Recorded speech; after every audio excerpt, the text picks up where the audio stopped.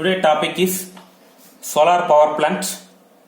Solar power is the conversion of energy from sunlight into electricity. Solar cell which converts light into electric current using the photovoltaic effect.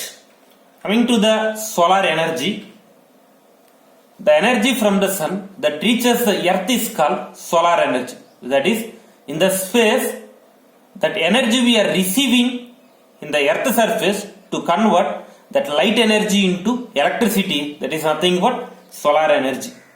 Sun gives in the space 3.7 into 10 to the power of 26 watts of power, out of which we are receiving in the earth surface only 1.7 into 10 to the power of 17 watts. That is, in the space the available the energy, the solar power is 3.7 into 10 to the power of 26 watts, but the receives in the earth surface 1.7 into 10 to the power of 17 watts. If you are utilizing properly, no need to depend for other energy sources, that is conventional as well as for non-conventional energy sources. That much of energy is available, that is 3.7 into 10 to the power of 26 watts of power in the space. We are utilizing only 1.7 into 10 to the power of 17 watts. Solar cells are classified into three types. One is monocrystalline silicon cell, the second one polycrystalline silicon cell, third one amorphous silicon cell. The monocrystalline cell has high efficiency, more complex, and the cost is high. In polycrystalline, efficiency is low compared to monocrystalline and the cost is less. In India, for solar photovoltaic generation used maximum polycrystalline because as solar radiation is maximum in India, that is in a day 6 to 8 hours. Generally in the monocrystalline the cost is high comparing to the polycrystalline, but in foreign they are preferred only for monocrystalline. There the sun available only the maximum the power generation capacity 2 to 3 hours in a day. But in India we are preferred for polycrystalline, the cost is less, but the solar radiation is available the maximum in a day 6 to 8 hours in a day. The few of the places 8 to 10 hours is also available. For that purpose, we are preferred only for polycrystalline to generate the photovoltaic power generation, that is solar power generation. Amorphous is least efficiency. It is used for calculator, watches, toys, etc. Coming to the advantages of solar energy, huge amount of energy is available in nature, that is the free of cost available in the nature. Solar energy is free from pollution, that is eco-friendly. Create job by employing solar panel manufacturers, solar installers, etc.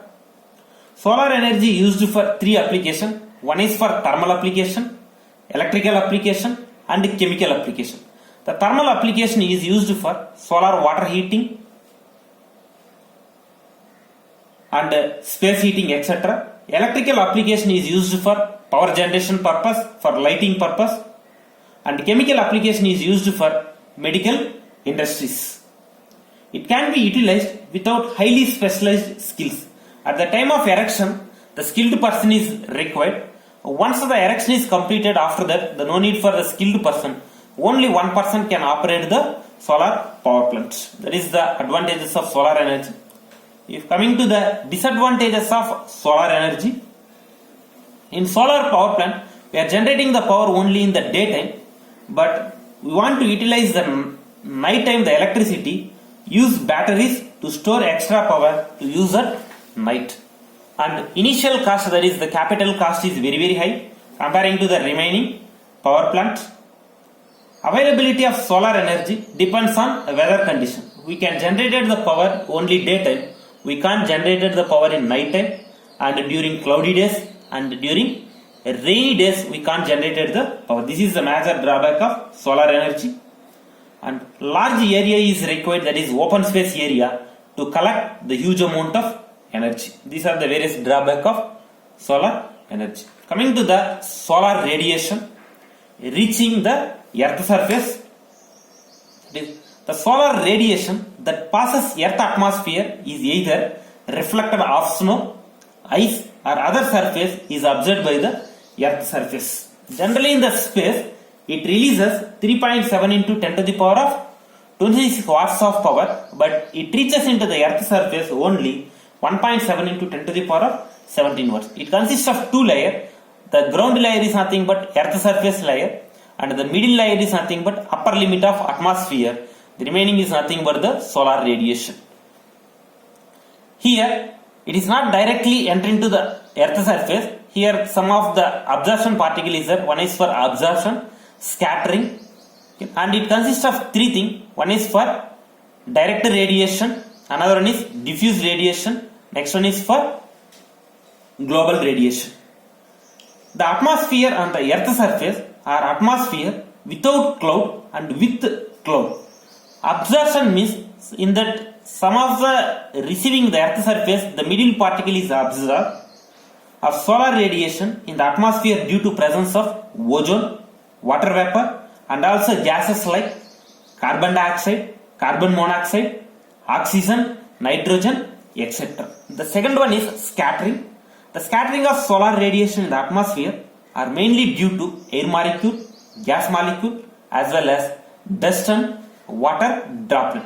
The scattered radiation is redistributed in all directions, that is leftward, rightward, top and then downward. The top in the sense some of the heat, the temperature is reflected back to the space itself, that is scattered radiation, and some going back into the space and some reaching the earth surface. Here there are three types of radiation is there. One is for direct radiation, the another name is beam, and another one is for diffused radiation, that is scattered radiation reaching the earth surface, another one global radiation. Direct radiation, that is the solar radiation received at the earth surface without change of direction, that is the straight line with the sun is called direct radiation, or it is represented for beam. The next one, diffuse radiation. The radiation received at the earth surface from all part of the sky's hemisphere is called diffuse radiation. And the last one is global radiation.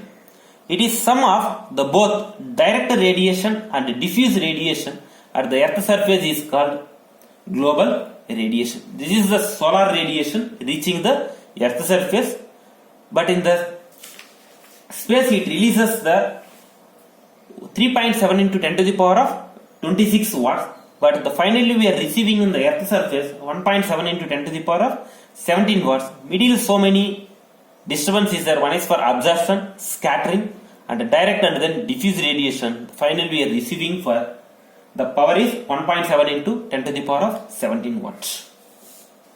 The next topic is construction and working of solar power. The primary source of energy from the sun that reaches the earth is called solar energy. In this method, the solar radiation is converted into heat energy, which is further converted into mechanical energy and electrical energy. Solar collectors are classified for two types. One is for flat plate collector and another one is for concentrating collector. The collector system results in the temperature about 150 degree centigrade to 500 degree centigrade. Solar energy is not available throughout the day. In a day 24 hours the solar energy is not available. Only the available daytime, that is 8 to 10 hours in a day, that is morning 8:30 to up to evening 4:30 or 5 o'clock. So that some form of heat energy stored is necessary. Solar heat from the receiver converts fed water into steam. This steam is utilized to drive the steam turbine. The steam turbine converts the steam energy into mechanical energy, further convert into electric energy with the help of alternator or AC generator. After that the generated power is given into the feeder through step-up transformer, isolator switches, so on, etc. In this diagram, they are used for the solar collector, flat plate or concentrating collector. Here they are used for concentrating collector. It receives the solar radiation observed. That temperature, it will be stored into the water storage tank. Now that water is converted in the form of steam or vapor, that is utilized to boiler. In that the boiler, it will be the generated steam is more than 200 degrees centigrade. That steam drives the steam turbine, which converts the steam energy into mechanical energy. Further, that mechanical energy is converted into electric energy with the help of alternator or AC generator. It is attached on the same shaft of turbine. Again, the generated power, they can connect it to the feeder via step-up transformer, isolator switches, bus bar, so on, etc. In steam turbine, some of the steam is wastage. That exhaust steam is collected in the condenser. Again, that it will be used for fed water pump. The remaining, the excess water is used for agriculture and then irrigation purpose. This is the olden technology to generate the power by using for solar power plant. But coming to the present technology, this is the present technology. They are used for PV panel. That is, here they are used for flat plate collector. The material, the solar cell, they are used for monocrystalline, polycrystalline. Another one is for amorphous. But in foreign they are used for monocrystalline. But in India we are used for polycrystalline material. It is in the form of array, number of rows and number of columns. It is in the form of array, number of rows and number of columns. The individual is represented for cell. Each cell, the voltage is 0.2 to 0.4 volt. The ampere in terms of milliampere, that is 0.025 milliampere. Here we can observe the practically, it consists of two layers. One is for the top layer, another one is for the bottom layer. The top layer is the thin aluminum layer, the bottom is thick. The top layer is nothing but the negative layer and the bottom layer is nothing but positive layer. Here the output of the PV panel is DC. Here it will be connected for the charge regulator or charge controller. At present they are using for MPPT charge controller, that is maximum power point tracker. It tracks the maximum energy, stores the battery. After that, once the battery is fully charged, again directly connected to the load. Before the battery is fully charged, the load is connected through the battery. Now the available the power is DC, but the maximum we are utilized the AC load is AC load. That is 99% of we are utilized for AC load. With the help of inverter, we can convert the DC into AC. After that, it will be connected to the AC load. Here, the major drawback, the 60% of cost we are invested for the battery, remaining 30% we are invested for PV panel, and remaining 10% we are invested for charge control cable, so on, inverter, so on, etc. If this is for the off-grid system, at present, so many research is going on, that is on-grid system without battery directly connected to the grid. Here we need to synchronize the three parameters. One is for power factor, another one is for voltage, next one is for frequency. We need to match the grid frequency and the generated frequency, the match for power factor and match for voltage. Now directly connected to the grid, the AC grid, almost all the 60% of cost is minimized. Again, we can utilize the maximum only for the solar PV panel. And one more drawback, in PV panel, if any one of the cell is damaged, the total panel is useless because it is connected for series parallel combination. If any one of the cell is damaged, means the total system is useless. Here, the advantage is the maintenance cost is very less. Just we need to pour the water for cleaning the dust particle in the open atmosphere. And the only one person, no need for the highly skilled person. For unskilled person is also maintain the operate the solar power plant. And drawback is initial cost is more, and we can't generate the power in the night time, and we can't generate the power in cloudy and then rainy season. These are the major drawbacks. At present technology they are used this method. And coming to the advantages of photovoltaic energy conversion. The fuel is available in nature, free of cost, and it is renewable energy. The recycling process every day. The sun rises in the east, sun sets on the west. Every day the solar energy is available in the nature. The free of cost. It is free from pollution. That is eco-friendly. Moving parts are absent. That is, it is a fixed one. If the moving part is available, means the generation is varying. But here, based on the solar radiation, we can generate the power. But the daily it is not constant. Based upon the available radiation, the generation is varying. Maintenance cost is very less comparing to the other power plants because it is the moving parts are absent. Long lifespan, and reliable. It is non-exhaustible. It is not a burning nature. It can be utilized without highly skilled person and used for low and medium power application, that is used for solar street light, solar gardening light, etc. Coming to the disadvantages of solar voltaic energy conversion, we can't generate power in night time and cloudy days and rainy days. This is the major drawback. Initial cost is high at the time of erection of solar power plant. And the major drawback, we can generate power during rainy days, and based upon the cloudy time also we can generate the power.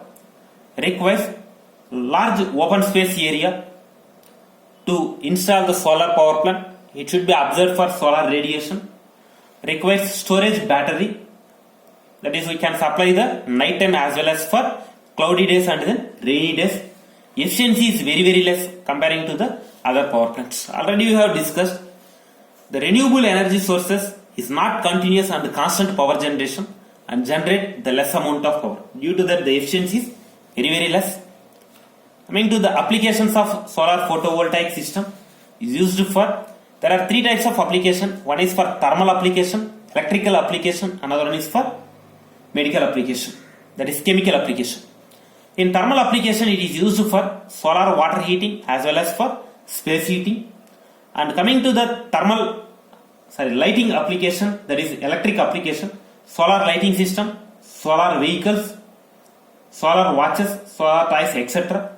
and solar signaling equipment and weather monitoring system, communication, radio and television sets, water pump set for micro irrigation. These are the various applications of solar photovoltaic system.